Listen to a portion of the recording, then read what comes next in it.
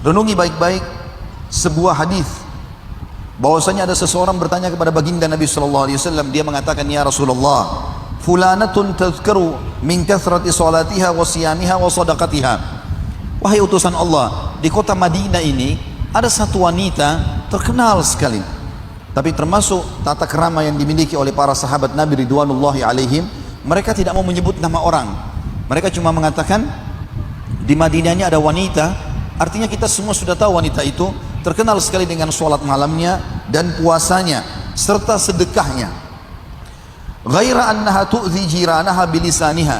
Hanya saja dia suka menyakiti tetangganya dengan lisannya. Sholatnya luar biasa, tidak pernah ketinggalan sholat tahajud dan sholat wajib. Puasanya tidak pernah ketinggalan puasa sunnah dan puasa Ramadan.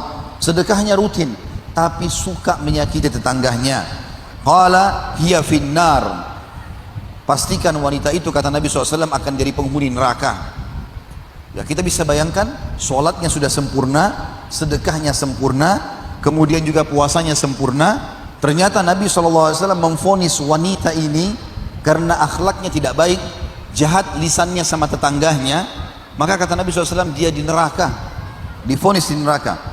Qila ya Rasulullah, fulanatun tudhkaru min qillati salatiha wa siyamiha wa annaha tatasaddaqu bi athwari minal akiti wa la tu'dhi jiranaha. Sementara ada wanita lain, wahai Rasulullah, sholatnya tidak terlalu terkenal, yang dia kerjakan yang wajib-wajib saja, puasanya juga hanya yang wajib saja, bersedekah juga sedikit sekali, bahkan tidak ternilai, tapi tidak pernah menyakiti tetangganya, tidak tajam lisannya. Qala hiya fil jannah. Maka Nabi SAW mengatakan wanita tersebut penghuni surga. Jadi keliru kalau ada orang berpikir dia sudah sholat di masjid, dia puasa Ramadan, dia melakukan banyak ibadah-ibadah kepada Allah SWT, tapi ternyata dia tidak menjaga sikapnya kepada manusia, lalu dia berpikir jadi penghuni surga. Keliru sekali.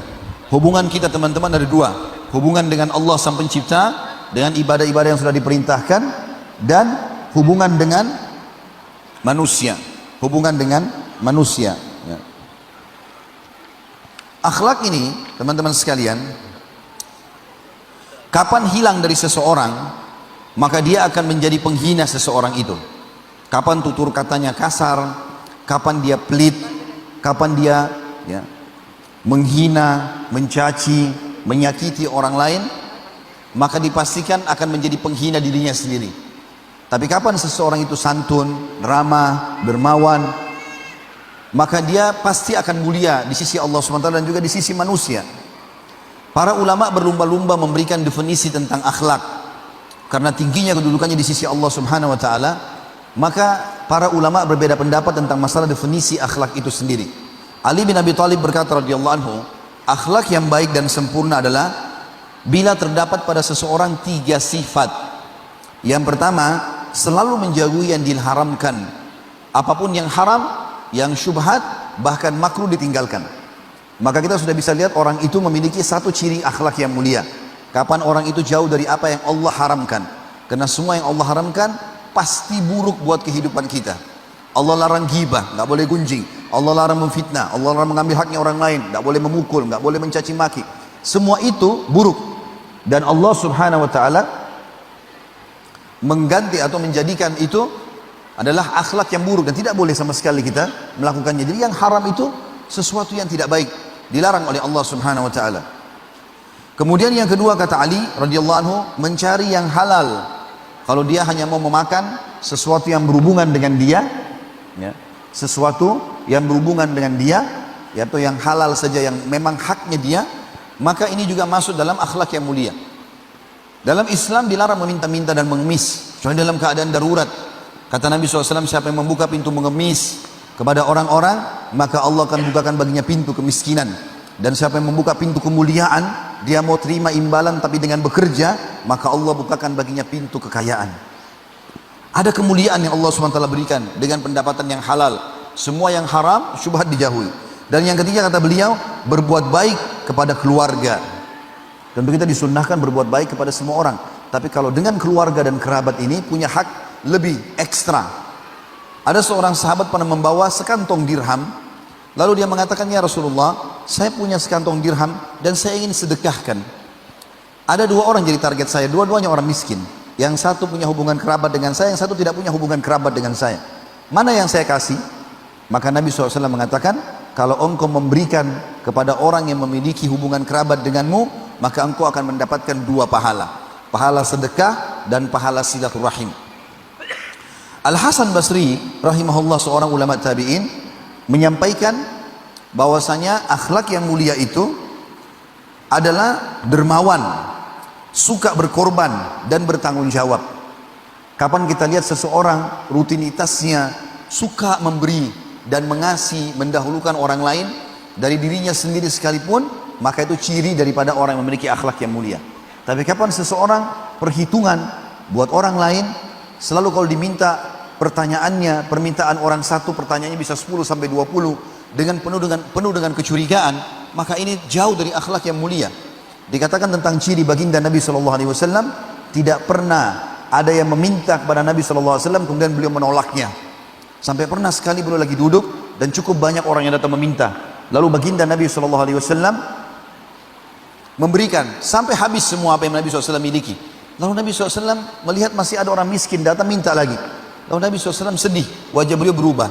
Kemudian Ali bin Abi Thalib, Umar radhiyallahu mengatakan, Umar bin Khattab berkata ada di sebelah Nabi, ya Rasulullah, Allah tidak bebankan anda di atas kemampuan anda. Artinya sudah tidak ada, ya sudah, tadi kan sudah dibantu yang lainnya. Maka Nabi SAW diam saja.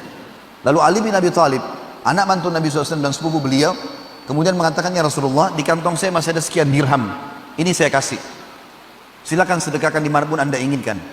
Maka dikasihlah kepada Nabi SAW dan Nabi SAW tersenyum lalu mengatakan, bihadza umirtu, dengan cara seperti inilah aku diperintahkan. Selalu berbagi dengan orang, dermawan, ya, memberikan kepada orang-orang. Begitu juga bertanggung jawab. Kalau seseorang diberikan amanah lalu dia bertanggung jawab, ini bagian daripada akhlak yang mulia menurut Al-Hasan Al-Basri. Dan dia juga mengatakan masuk dalam akhlak yang mulia setelah yang dia sebutkan tadi, dermawan, suka berkorban dan bertanggung jawab, beliau mengatakan wajah yang menyenangkan. Kalau orang menyapanya dia senyum, ya. Kalau orang bersalaman maka dia membiarkan orang itu terlebih dahulu mencabut atau menarik tangannya baru dia. Juga masuk dalamnya mencurahkan kebaikan dan mencegah keburukan. Mencurahkan kebaikan artinya selalu hidupnya dari waktu ke waktu berisikan dengan kebaikan-kebaikan. Dan juga mencegah dari keburukan artinya apapun yang sifatnya buruk dia selalu jauhi. Akhlak ini ada dua macam. Ada akhlak yang jibiliyah dan ada muhtasabah, ya. Kalau jibili artinya akhlak yang memang baik, yang Allah sudah kasih kita dari kita masih lahir atau sebelum lahir. Jadi kita lahir dalam memiliki akhlak yang baik itu. Dan ini kalau Allah Subhanahu wa taala berikan kepada kita sangat luar biasa, ya. Dan ini bisa terjadi. Ini bisa terjadi. Sebagaimana ada seorang sahabat namanya As'aj Abdul Qais, ya, atau Abdul Qais yang terkenal. Dia mengatakan, atau waktu dia datang kepada Nabi SAW, Nabi mengatakan, inna fika khaslataini yuhibbuhuma Allahu al-hilmu wal anat. Qala ya Rasulullah, ana atakhallaqu bihima amillahu jabalani alaihima. Qala balillahu jabalaka alaihima. Qala alhamdulillahi alladhi jabalani ala khullatihima atau khullataini yuhibbuhuma Allahu wa rasuluh. Sesungguhnya pada dirimu ini, jadi orangnya ini, si As'aj Abu Qais ini radhiyallahu anhu, orangnya sangat tenang, tidak tergesa-gesa mengambil keputusan. Suaranya kalau dia ngomong santun, tatapan matanya syahdu, jabaan tangannya ramah sekali. Maka Nabi SAW lihat, Nabi bilang, dalam dirimu ini ada dua sifat yang sangat dicintai oleh Allah dan Rasulnya, yaitu al-hilmu wal anat. Dan al-hilm ini banyak artinya, bisa berarti murah hati. Kemudian al-anat adalah sabar. Bisa juga berarti al-hilm adalah kedewasaan, tidak tergesa-gesa dalam mengambil keputusan. Kemudian al-anat artinya tepat dalam mengambil sebuah keputusan. Maka dia berkata, ya Rasulullah, apakah dua akhlak itu aku dapatkan karena aku berusaha, atau memang Allah telah bebankan padaku? Maka kata Nabi SAW, Allah telah bebankan kepadamu. Maka dia mengatakan segala puji bagi Allah yang telah membebankan dua sifat yang dicintai oleh Allah dan Rasulnya. Sementara ada juga akhlak yang memang kita harus mencarinya. Artinya kalau kita lahir dalam kondisi alhamdulillah dari kecil kita selalu senyum dengan orang, ramah, ya, Ada orang subhanallah anak-anak dari kecil begitu. Begitu dia lahir, mulai dia dewasa, walaupun kadang-kadang hidup di lingkungan orang tuanya yang jauh dari agama, tapi dia lahir tumbuh dalam kondisi santun, ramah. Memang Allah SWT selamatkan dia. Ini karunia yang sangat besar. Tapi kalau ini tidak ada pada kita, maka harus kita mencarinya. Kita berusaha. Dan ada jenis yang kedua dari akhlak, akhlak yang harus dicari. Sebagaimana Nabi SAW bersabda tentang masalah itu, sesungguhnya ilmu itu dengan belajar, al-ilmu bit-ta'allum. Kemudian kedewasaan dan kebijaksanaan dengan mempelajarinya. Jadi memang harusnya juga dipelajari.